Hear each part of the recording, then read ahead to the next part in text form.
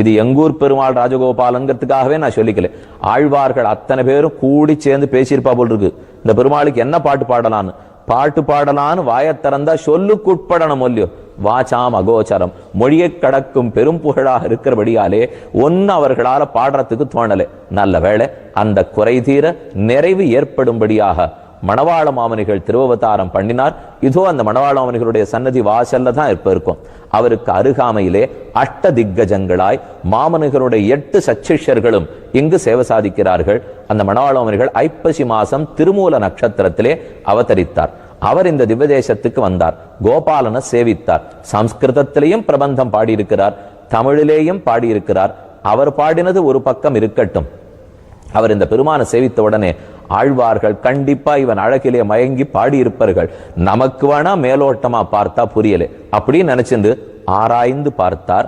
ஒரு பொன்னை உருக்கி எடுக்கிறா போலே அழகான ஒரு முத்தை தேர்ந்தெடுப்போம், மணியை தேர்ந்தெடுப்போம் இல்லையோ, அத போல ஒரு மணியை தேர்ந்தெடுத்து ஒரு பாசுரத்தை இந்த எம்பெருமானுக்காக சமர்ப்பித்தார். நம்மாழ்வாருடைய 4ஆம் பத்து 6ஆம் திருவாய்மொழி 10வது பாசுரம். உன்னித்து மற்றொரு தெய்வம் தொழாள் அவனை அல்லால் நும் இச்சை சொல்லி நும் தோல் கொலைக்கப்படும் அன்னமீர் மன்னப்படும் அரவாணனை வன் துவராபதி மன்னனை ஏத்துமின் ஏத்துதலும் தொழுதாடுமே. இது சகி தோழிப்பாசுரமா நம்மாழ்வார் பாடியுள்ளாள். உன்னித்து மற்றொரு தெய்வம் தொழாள். இந்த பெண் நம்மாழ்வார் பராங்குஷ நாயகி.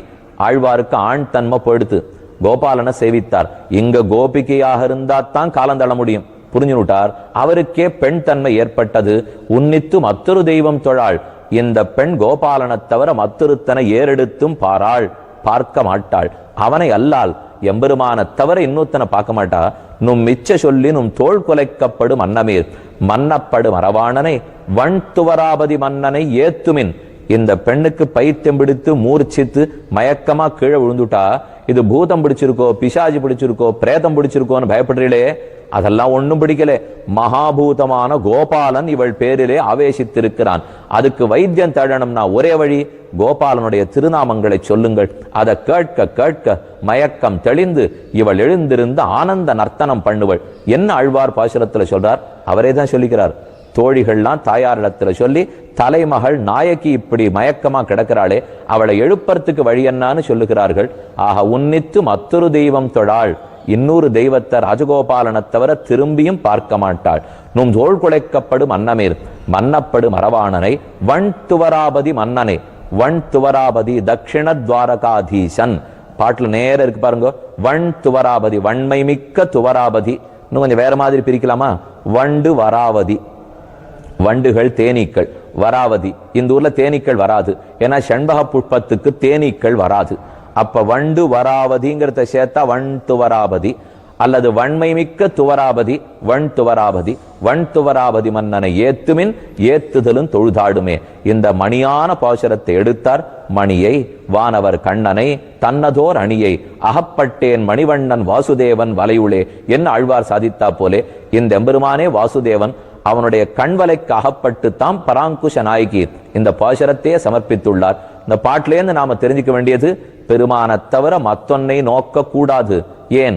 வாசுதேவ சர்வம். ஆனா ராஜகோபாலனுக்கு மணவாள மாமனிகள் சாத்தின பாசுரத்திலேருந்து நாம தெரிஞ்சுக்க வேண்டியது, உன்னித்து மற்றொரு தெய்வம் தொழாள் அவனை அல்லால் நும் மிச்ச சொல்லி நும் தோள் கொலைக்கப்படும் அன்னமீர் மன்னப்படும் அரவாணனை வன் துவராபதி மன்னனை ஏத்துமின் ஏத்துதலும் தொழுதாடுமேன். தொழுதாடுவோம் கோபாலான்னு சொல்லி தொழுது ஆடி தூமணிவண்ணர்க்கு ஆட்செய்து பெருமானுடைய நித்திய கைங்கரியத்தில் ஈடுபடுவோம் என்று சொல்லிக்கொண்டு இங்கு சேவை சாதிக்கிற நாச்சியார் செங்கமல தாயாராகட்டும், தைப்பூச உற்சவம் ரொம்ப ஆச்சரியமான உற்சவம், அதை சேவிச்சுக்கணும். பெருமானுடைய இது தெப்போத்சவம் ஆனி மாச உற்சவம், அதை சேவிங்கோ. பெருமாளுக்கு பிரம்மோத்சவம் 18 நாள் உற்சவம், அத்தனை திருக்கோலத்தோடும் பங்குனி மாசத்துல சேவித்துக் கொள்ள வேண்டும். இப்படி உற்சவங்கள் நிரம்பியதாய், ஊரே கோபால சமுத்திரமாய், நதியே ஹாரித்ரா நதியாய், நிலையமே சம்பகாரண்ய நிலையமாய், துவாரகாதீசனாய் பெருமாள் சேவை சாதிக்கிறார். கோபாலனுக்கு வணக்கம், கோபாலனுக்கு பல்லாண்டு என்று சொல்லிக்கொண்டு இவ்வெம்பெருமானிடத்திலிருந்து விடை பெற்றுக்கொண்டு புறப்படும்.